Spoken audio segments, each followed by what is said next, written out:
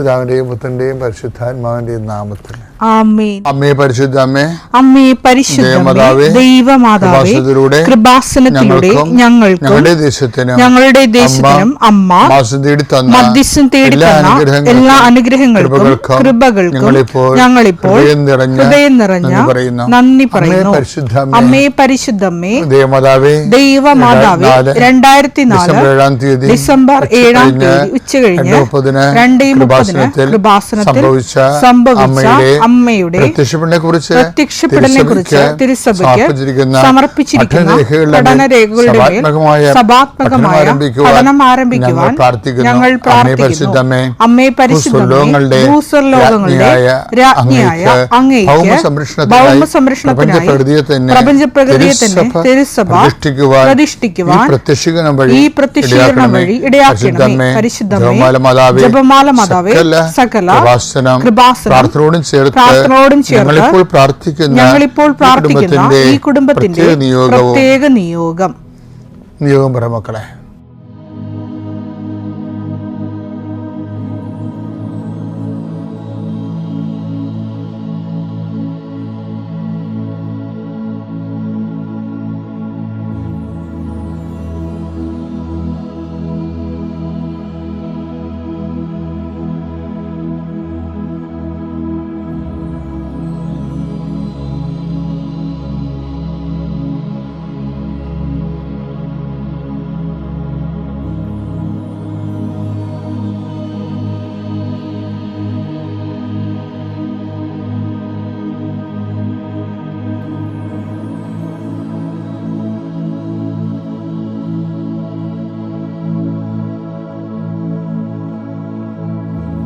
അമ്മയുടെ പ്രത്യക്ഷീകരണത്തിന്റെ ഈ അനുഗ്രഹവേളയിൽ ഞങ്ങൾക്ക് സാധിച്ചു തരുവാൻ കനിയണമേ. ആമേൻ. കർത്താവേ, നിന്റെ ഉന്നതമായ നാമത്തിന് സ്തോത്രം ചെയ്യുന്നു. കർത്താവേ, നിന്റെ വിശുദ്ധ പൗരോഹിത്യത്തെ മഹത്വപ്പെടുത്തണമേ. കർത്താവേ, പ്രാർത്ഥന എത്ര ലളിതമാണെങ്കിലും എളിയതാണെങ്കിലും ഇതുകൊണ്ട് എന്താണ് ഉദ്ദേശിക്കേണ്ടത്? കർത്താവേ, നീയാണ് ഉദ്ദേശിക്കേണ്ടത്. രോഗികളെ, നാനാവിധ രോഗികളെ കർത്താവേ, നിന്റെ വിശുദ്ധമായ രക്തം തളിക്കണമെന്ന് പ്രാർത്ഥിക്കുന്നു. ഡിപ്രഷൻ വന്നു പോയവർ, മനസ്സിടിഞ്ഞവർ, ഇപ്പോൾ കാണുന്നത് പോലെ നെഞ്ചിൻ്റെ ഉള്ളിൽ മുഴയുള്ളവരെ കർത്താവ് സ്പർശിക്കണമേ എന്ന് കണ്ണീരോടെ പ്രാർത്ഥിക്കുന്നു. ഉടലിൽ നിന്ന് വെള്ളം വന്നുകൊണ്ടിരിക്കുന്നവരെ കർത്താവ് സുഖപ്പെടുത്തുന്നുണ്ട്. കർത്താവ്, അടിവയറ്റിലെ വേദനകളും മുഴുവൻ എല്ലാത്തരം അസ്വസ്ഥതകൾ, ഭാരങ്ങൾ, എന്തൊക്കെ കെട്ടിയിരിക്കണ പോലെ തോന്നുന്ന അവസ്ഥകൾ കർത്താവിൻ്റെ നാമത്തിൽ സൗഖ്യമാകട്ടെ എന്ന് ഈശോനാമത്തിൽ പ്രാർത്ഥിക്കുന്നു. കർത്താവ്, ഇന്ന് ജോലി അന്വേഷിച്ച് പോകുന്നവരെ, കർത്താവ്, ഓപ്പറേഷന് വേണ്ടി ഒരുങ്ങിക്കൊണ്ടിരിക്കുന്നവരെ, ഓപ്പറേഷൻ 2.5 മണിക്കൂർ ഉണ്ടാകുമെന്ന് കേട്ടപ്പോഴൊരു പ്രയാസം നേടുന്നവരെ, അതിനെക്കുറിച്ച് ഭയങ്ങൾ തോന്നുന്നവരെ, എല്ലാ ഓപ്പറേഷനുകളെയും കർത്താവിൻ്റെ നാമത്തിൽ ഞാൻ ആശീർവദിക്കുന്നു. കർത്താവ്, പ്രസവത്തിലെ കുഞ്ഞിന് വെയിറ്റ് കൂടുതലാണ്, സിസേറിയൻ വേണമെന്ന് പറഞ്ഞപ്പോൾ അങ്ങനെ പറഞ്ഞിരിക്കുന്നവർ, അങ്ങനെ ഓരോരോ വിഷയത്തിൽ പ്രസവ സംബന്ധമായ വിഷയങ്ങളിൽ വിഷമിക്കുന്നവരും വേദനിക്കുകയും വീർമുട്ടുകയും ചെയ്യുന്നവരുടെ എല്ലാ ഭാരങ്ങളും മാറി മാതാവ് പ്രസവത്തിൻ്റെ ഓപ്പറേഷൻ്റെ ടൈമിൽ അല്ലെങ്കിൽ പ്രസവത്തിൻ്റെ സമയം നിൻ്റെ കൂടെ കൈകൾ പിടിച്ചുകൊണ്ട് പരിശുദ്ധ അമ്മയെ നിന്നെ ഏൽപ്പിക്കുന്നു. പിതാപുത്രനും പരിശുദ്ധാത്മാവായ സർവ്വേശ്വര എന്നേക്കും ആമേൻ. വിശ്വാസ പ്രമാണം. സർവശക്തനായ പിതാവും ആകാശത്തിന്റെയും ഭൂമിയുടെയും സൃഷ്ടാവുമായ ദൈവത്തിൽ ഞാൻ വിശ്വസിക്കുന്നു. അവിടുത്തെ ഏകപുത്രനും ഞങ്ങളുടെ കർത്താവുമായ ഈശോമിശിഹായിലും ഞാൻ വിശ്വസിക്കുന്നു. ഈ പുത്രൻ പരിശുദ്ധാത്മാവിനാൽ ഗർഭസ്ഥനായി കന്യകാമറിയത്തിൽ നിന്ന് പിറന്ന് പൊന്തിയോസ് പീലാത്തോസിന്റെ കാലത്ത് പീഡകൾ സഹിച്ച് കുരിശിൽ തറയ്ക്കപ്പെട്ട് മരിച്ച് അടക്കപ്പെട്ട് പാതാളങ്ങളിൽ ഇറങ്ങി മരിച്ചവരുടെ ഇടയിൽ നിന്ന് 3-ാം നാൾ ഉയർത്ത് സ്വർഗത്തിലേക്ക് എഴുന്നള്ളി സർവശക്തിയുള്ള പിതാവായ ദൈവത്തിന്റെ വലതുഭാഗത്തിരിക്കുന്നു. അവിടെ നിന്ന് ജീവിക്കുന്നവരെയും മരിച്ചവരെയും വിധിക്കുവാൻ വരുമെന്നും ഞാൻ വിശ്വസിക്കുന്നു. പരിശുദ്ധാത്മാവിലും ഞാൻ വിശ്വസിക്കുന്നു. വിശുദ്ധ കത്തോലിക്കാ സഭയിലും പുണ്യവാന്മാരുടെ ഐക്യത്തിലും പാപങ്ങളുടെ മോചനത്തിലും ശരീരത്തിന്റെ ഉയർപ്പിലും നിത്യമായ ജീവിതത്തിലും ഞാൻ വിശ്വസിക്കുന്നു. ആമേൻ. സുഖസ്ഥനായ ഞങ്ങളുടെ പിതാവേ, അങ്ങയുടെ നാമം പൂജിതമാകണമേ. അങ്ങയുടെ രാജ്യം വരണമേ. അങ്ങയുടെ തിരുമനസ് സ്വർഗത്തിലെ പോലെ ഭൂമിയിലുമാകണമേ. അന്നു വേണ്ടുന്ന ആഹാരം ഇന്ന് ഞങ്ങൾക്ക് തരണമേ. ഞങ്ങളോട് തെറ്റ് ചെയ്യുന്നവരോട് ഞങ്ങൾ ക്ഷമിക്കുന്നത് പോലെ ഞങ്ങളുടെ തെറ്റുകൾ ഞങ്ങളോടും ക്ഷമിക്കണമേ. ഞങ്ങളെ പ്രലോഭനത്തിൽ ഉൾപ്പെടുത്തരുതേ, തിന്മയിൽ ഞങ്ങൾ രക്ഷിക്കണമേ. ആമേൻ. നന്മ നിറഞ്ഞ മറിയമേ, സ്വസ്തി. കർത്താവ് അങ്ങയുടെ കൂടെ സ്ത്രീകളിൽ അങ്ങ് അനുഗ്രഹിക്കപ്പെട്ടവളാകുന്നു. അങ്ങയുടെ ഉദരത്തിൻ ഫലമായി ഈശോ അനുഗ്രഹിക്കപ്പെട്ടവനാകുന്നു.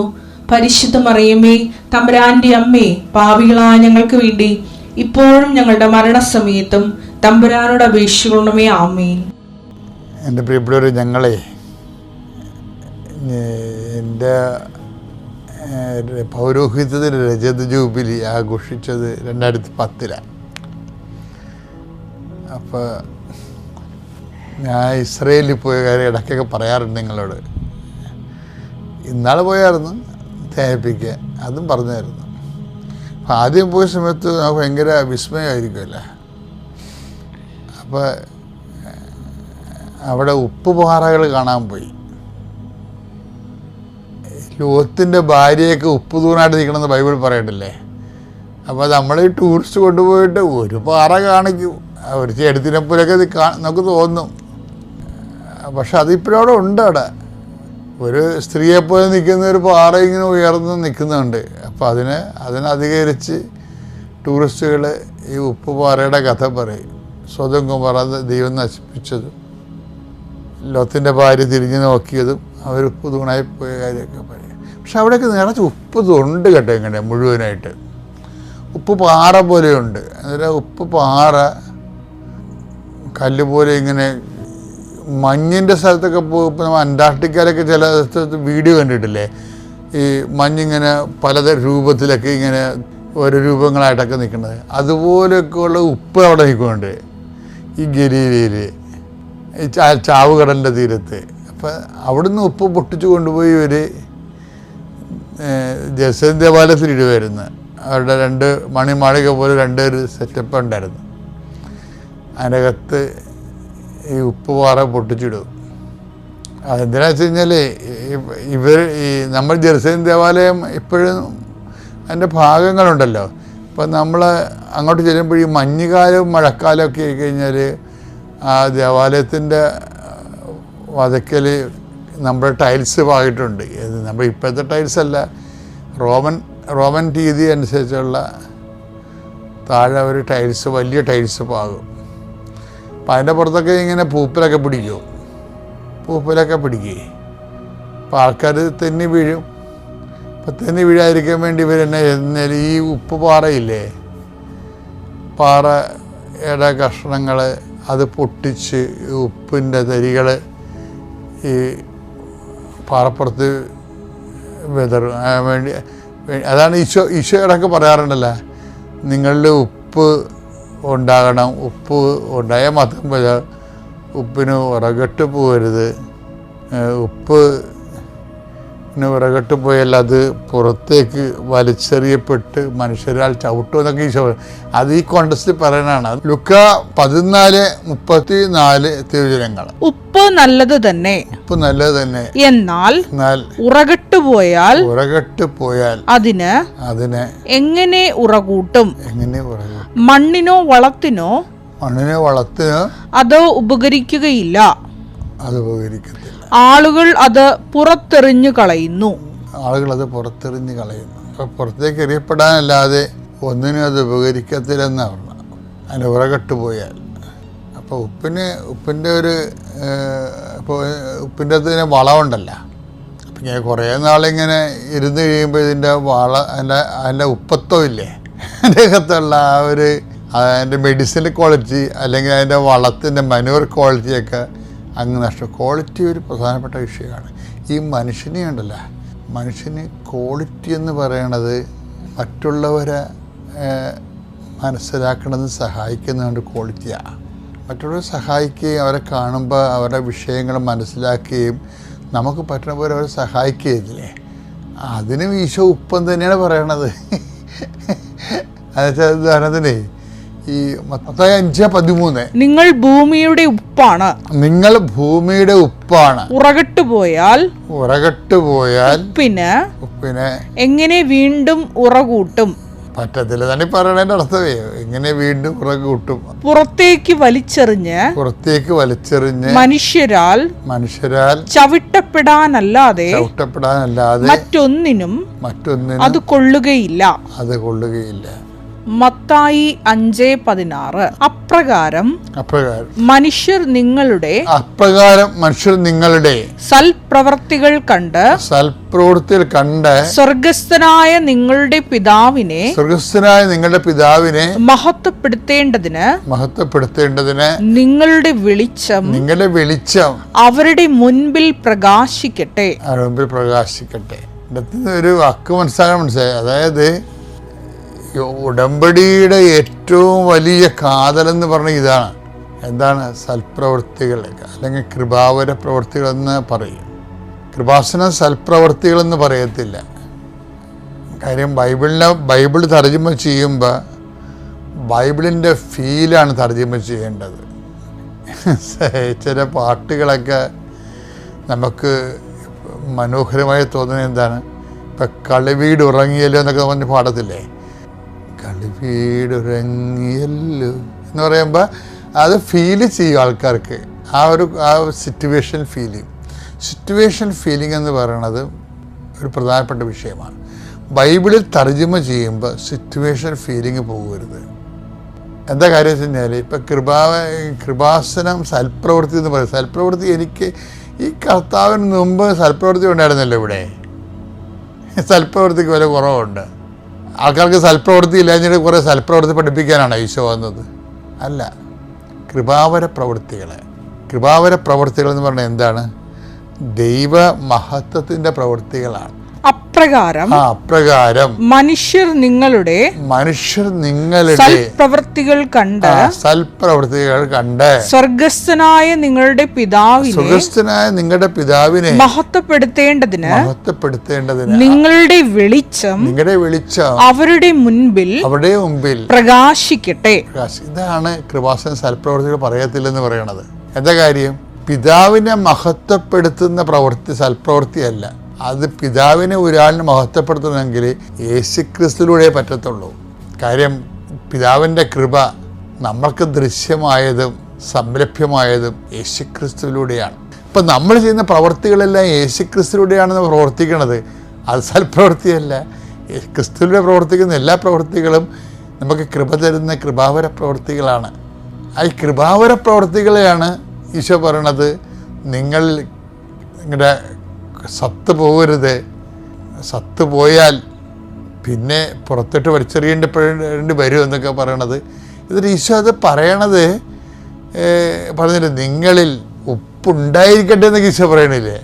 മർക്കോസ് 9:50. ഉപ്പ് നല്ലതാണ്. ഉപ്പ് നല്ലതാണ്. എന്നാൽ ഉറകട്ടു പോയാൽ പിന്നെ എന്തുകൊണ്ട് അതിന് ഉറകൂട്ടും? നിങ്ങളിൽ ഉപ്പ് ഉണ്ടായിരിക്കട്ടെ. ക്രിസ്ത്യൻ ക്വാളിറ്റേറ്റീവ് മാൻ. അത് ഉടമ്പടി അതാണ് നമ്മൾ ആവശ്യപ്പെടുന്നത്. എന്താണ്? നിങ്ങൾക്ക് നാട്ടുകാർക്കും ദൈവത്തിന് വിലയില്ലാത്ത ഒരു അവതാരം. അതിനേക്കാൾ ഉപരി യേശുക്രിസ്തുവിൻ്റെ പേരിൽ നാട്ടുകാർക്കും ദൈവത്തെ മഹത്വത്തിന് ഉപകരിക്കുന്ന ക്വാളിറ്റേറ്റീവ് ചേഞ്ച് ഒരു കവനൻ്റ് പേഴ്സണിൽ ഡെവലപ്പ് ചെയ്തെടുക്കണം. അപ്പോൾ എന്തിനാ ഉടമ്പടി എടുക്കണമെന്ന് ചോദിച്ചു കഴിഞ്ഞാൽ ഉടനെ പറഞ്ഞ് ജപ്തി ഉടമ്പടി മാറാണെന്ന് ചടിക്കറി പറയരുത്. ഇതിന് ഗുണപരമായ ഒരു സുവിശേഷവും ഗുണപരമായ ഒരു വ്യത്യാസം എന്നിന് വരാനും ഗുണപരമായൊരു വളർച്ചയ്ക്ക് വേണ്ടിയാണ് ഞാൻ ഉടമ്പടി ജീവിതം കണ്ടിന്യൂ ചെയ്യണത്. പിതാവിൻ്റെയും പുത്രൻ്റെയും പരിശുദ്ധാത്മാവിൻ്റെയും നാമത്തിൽ. Price the Lord. എല്ലാ മാസവും 2-ാം ചൊവ്വാഴ്ചയാണ്. അപ്പോൾ പറയാറുണ്ട് എപ്പോഴും സന്തോഷമായിരിക്കുക. അമ്മ മാതാവിൻ്റെ സാന്നിധ്യത്തിലാണ്. ഇതിനേക്കാളും സന്തോഷിക്കാനുള്ള സ്ഥലം വേറെ എവിടെയുമില്ല.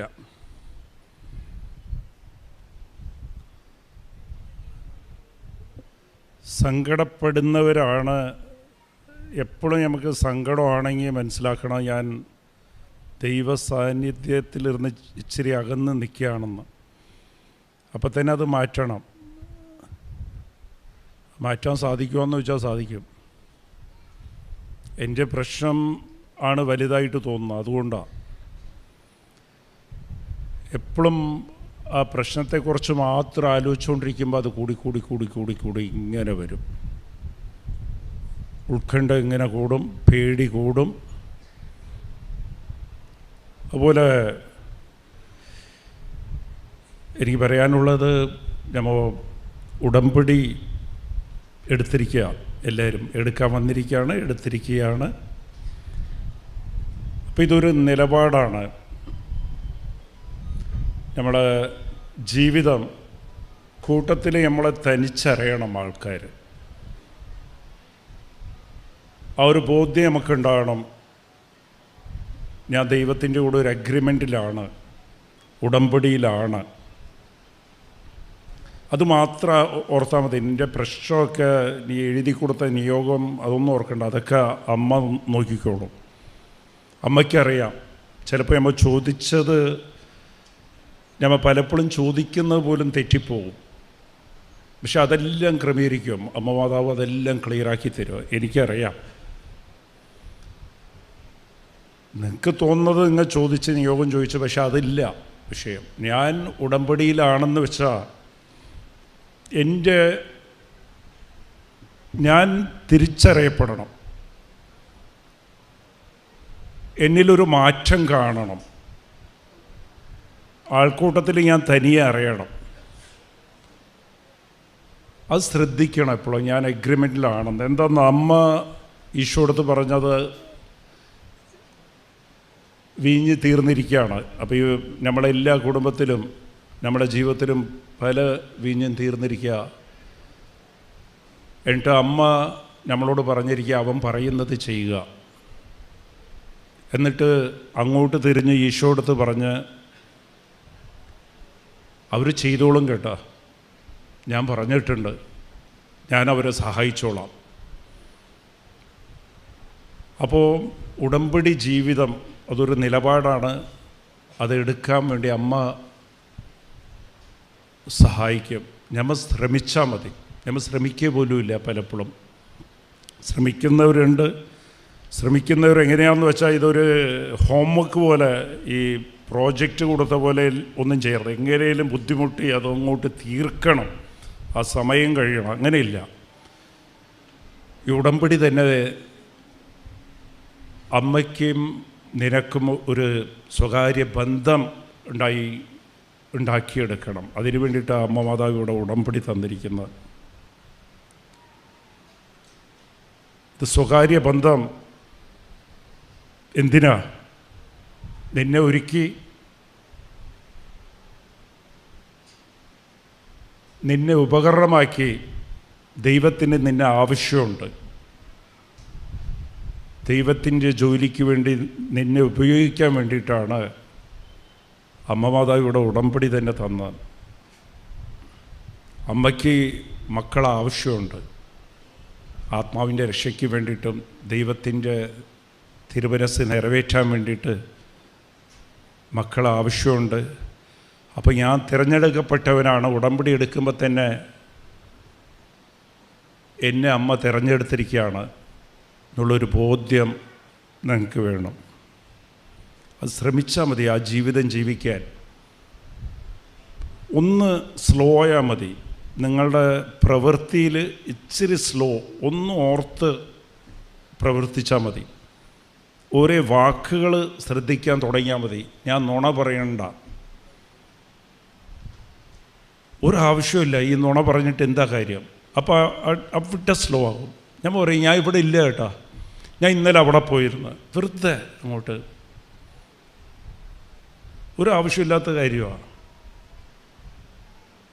അപ്പോൾ അതൊക്കെ ശ്രദ്ധിക്കണം. അതൊക്കെ പിശാച് അങ്ങനെ ഒരുക്കി വെച്ചിരിക്കുക. നീ എങ്ങനെയെങ്കിലും ഇച്ചിരി അകന്ന് പോകണമെന്നാണ്. അകന്നു പോകുമ്പോൾ ഈ പാവം ചെയ്യുമ്പോഴാണ് അകന്നു പോകുന്നത്. അകന്നു പോകുമ്പോഴത്തേക്ക് നമ്മളിലേക്ക് ഉത്കണ്ഠ വരും. ഉത്കണ്ഠ വരുമ്പോൾ പേടിയായി, പിന്നെ എല്ലാ പ്രശ്നമായി, സങ്കടമായി. അപ്പോൾ ശ്രദ്ധിക്കണം, ഞാൻ ദിവസവും കുർബാനയ്ക്ക് പോകണ്ട. അതേപോലെ ഞാൻ ചെയ്യുന്ന പാവം അതിലൊക്കെ കുറച്ച് സീരിയസ് ആയാൽ മതി.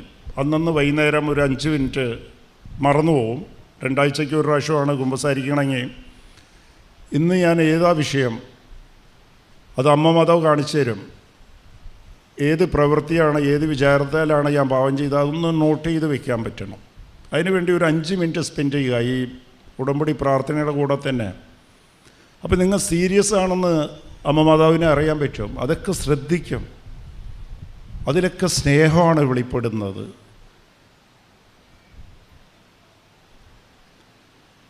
എന്നിട്ട് ഞാൻ വല്ലവരെ കുറ്റം പറഞ്ഞിട്ടുണ്ടോ?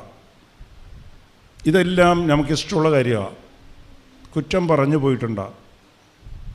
കുറ്റം പറയണ പോലെ തന്നെ വല്ലവരെക്കുറിച്ച് ആരെങ്കിലും കുറ്റം പറഞ്ഞ് അത് കേൾക്കുന്നതും ചിലപ്പോൾ അത് യാഥാർത്ഥ്യമായിരിക്കാം, പക്ഷെ അത് നിൻ്റെ ജോലിയില്ല. അവിടെ വെച്ച് സ്റ്റോപ്പ് ചെയ്യുക. ഞാൻ അവർക്ക് വേണ്ടി പ്രാർത്ഥിക്കാം, വേണ്ട, ഇതെല്ലാം കേട്ടിട്ടില്ല പറയേണ്ടത്. തുടങ്ങുമ്പോൾ തന്നെ കുറ്റമാണോ? വിട്ട്, ദൈവം നോക്കിക്കോളൂ. ദൈവത്തോട് ഞാൻ പ്രാർത്ഥിക്കാം, അവർക്ക് വേണ്ടി നമുക്ക് പ്രാർത്ഥിക്കാം. വിട്ട്, അത് സംസാരിക്കേണ്ട. വിട്ട്, ഒരാളെക്കുറിച്ചും കുറ്റം പറയരുത്. എന്നിട്ട് ഒരു കാര്യം വേണ്ടെന്ന് വെക്കണം. ആദ്യം അകത്ത് വെറുതെ പ്രാർത്ഥിക്കുകയമ്മോ, ദൈവമേ എനിക്കിത് പറ്റുന്നില്ല, വിടണമെന്ന് പറഞ്ഞ്, ഈ സ്വഭാവം എനിക്ക് വിട്ടുകളയാൻ പറ്റുന്നില്ല. നമ്മ ആദ്യം അത് തുപ്പിക്കളയണം. ഒരു പ്രാവശ്യം ശ്രമിക്കണം, ഇത് വേണ്ട, ഞാൻ ഇന്ന് ചെയ്യില്ല. ഞാൻ അവരെന്ത് എന്നെക്കുറിച്ച് വിചാരിച്ചാലും, അവരെന്നെക്കുറിച്ച് എന്ത് വിചാരിച്ചാലും ഞാനത് ക്ഷമ പറയൂ അങ്ങോട്ട്. എന്ന് വെച്ചാൽ ആ വെറുപ്പ് തുപ്പിക്കളയുക. നമ്മൾ എന്തെങ്കിലും ചവച്ചുകൊണ്ടിരിക്കുന്നവരൊക്കെ അതെന്താണെങ്കിലും നമ്മൾ അങ്ങനെ കഴിച്ചോളും. ഒന്ന് കയ്യിലെടുത്ത് തുപ്പിക്കഴിഞ്ഞിട്ട് പിന്നെ അത് വായിലിടാൻ ഇച്ചിരി ബുദ്ധിമുട്ടാണ്. അത് നീ ഉപേക്ഷിച്ചോളും. Praise the Lord. ഹല്ലേലൂയ. അപ്പോൾ അതുപോലെ നിനക്ക് പറ്റാത്ത സ്വഭാവം ഒരു ദിവസത്തേക്ക് അങ്ങോട്ട് വിട്ടുകളയാ. ഞാൻ ഇന്ന് ചെയ്യില്ല, ഇന്നൊരു ദിവസം എന്ത് സംഭവിച്ചാലും ഞാൻ ദൈവത്തിന് വേണ്ടി ചെയ്യില്ല. ഒരു പ്രാവശ്യം തുപ്പിക്കളയുമ്പോഴത്തേക്ക് പിന്നെ നിനക്ക് സാധിക്കും അത് വിട്ടുകളയാം. പിന്നെ പ്രാർത്ഥിക്കണം, ഞാൻ വിട്ടിരിക്കുകയാണ്, വീണ്ടും ഞാൻ ചെയ്യാതിരിക്കാൻ ദൈവമേ എന്നെ സഹായിക്കണേ. ഞാൻ ഇന്ന് കുറ്റം പറഞ്ഞിട്ടില്ല, അവരോട് ക്ഷമ പറഞ്ഞു പോയി. അടുത്ത ദിവസം ആ മനസ്സിൻ്റെ നില തന്നെ എനിക്ക് നിൽക്കണേ എന്ന് പറഞ്ഞിട്ട് നമ്മൾ പ്രാർത്ഥിക്കണം. ദൈവം സഹായിക്കും. നമ്മൾ അതൊന്നും ചെയ്യാതെ വെറുക്കാൻ തന്നെ എൻ്റെ വെറുപ്പ് മാറ്റി തന്നെ എന്ന് പറഞ്ഞിട്ട് കാര്യമില്ല. ക്ഷമ പറയണം ആദ്യം. ഭാര്യയോടാണെങ്കിലും ഭർത്താവിനോടാണെങ്കിലും മക്കളോടാണെങ്കിലും. ഞാനവിടെ ചെറുതൊന്നും ആകുന്നില്ല. Price the Lord. ഹല്ലേലൂയ. അതുപോലെ ഉടമ്പടിയിൽ ബൈബിൾ വായിക്കും. നമ്മൾ വെറുതെ അങ്ങോട്ട് ഒരു പിള്ളേർ പരീക്ഷയ്ക്ക് പഠിക്കുന്ന പോലെ അങ്ങനെ വായിച്ച് തീർത്തിട്ട് കാര്യമൊന്നുമില്ല. ബൈബിൾ വായിക്കുന്നത് അത് ഈശോ നിങ്ങളോട് സംസാരിക്കുന്ന. ബൈബിൾ വായിക്കുമ്പോഴത്തേക്ക് ഈശോയുടെ ശ്വസിക്കുന്ന സംസാരിക്കുമ്പോൾ ഒരു കാറ്റ് വരുമല്ലോ, അത് നമ്മളിൽ അടിക്കണം, അത് ഫീൽ ചെയ്യണം.